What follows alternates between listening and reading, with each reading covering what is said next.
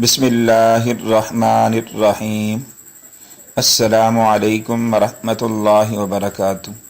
On line teacher کی جانب سے خوش آمدید۔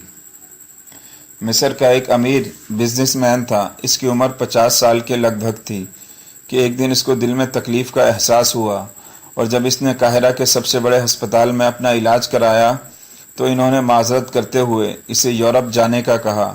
یورپ میں تمام ٹیسٹ مکمل کرنے کے بعد وہاں کے ڈاکٹروں نے اسے بتایا کہ تم صرف چند دن کے مہمان ہو، کیونکہ تمہارا دل کام کرنا چھوڑ رہا ہے۔ وہ شخص بائی پاس کروا کر مصر واپس آ گیا اور اپنی زندگی کے باقی دن گن گن کر گزارنے لگا۔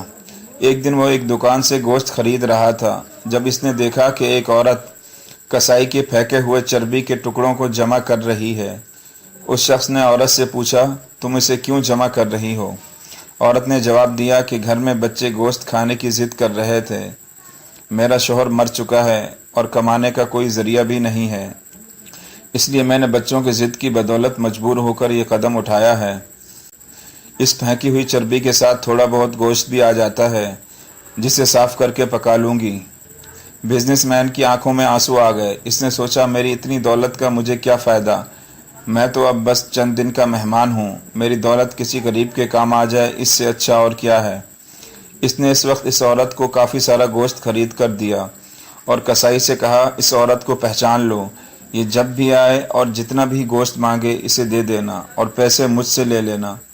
اس واقعے کے بعد وہ شخص اپنے روزمرہ کے معمولات میں مصروف ہو گیا۔ کچھ دن اسے دل میں کسی تکلیف کا احساس نہ ہوا تو اس نے قاہرہ میں موجود لیبارٹری میں دوبارہ ٹیسٹ کرائے۔ ڈاکٹروں نے بتایا کہ رپورٹ کے مطابق آپ کے دل میں کوئی مسئلہ نہیں ہے، لیکن تسلی کے لیے آپ دوبارہ یورپ چیک اپ کروا آئیں۔ وہ شخص دوبارہ یورپ گیا اور وہاں ٹیسٹ کروائے۔ رپورٹ کے مطابق اس کے دل میں کوئی خرابی سرے سے تھی ہی نہیں۔ ڈاکٹر حیران رہ گئے اور اس سے پوچھا کہ آپ نے ایسا کیا کھایا کہ آپ کی بیماری جڑ سے ختم ہو گئی؟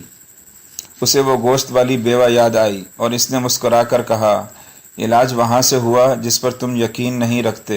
بے شک میرے نبی صلی اللہ علیہ وسلم نے سچ کہا تھا کہ صدقہ ہر بلا کو ٹال دیتا ہے۔ سبحان اللہ۔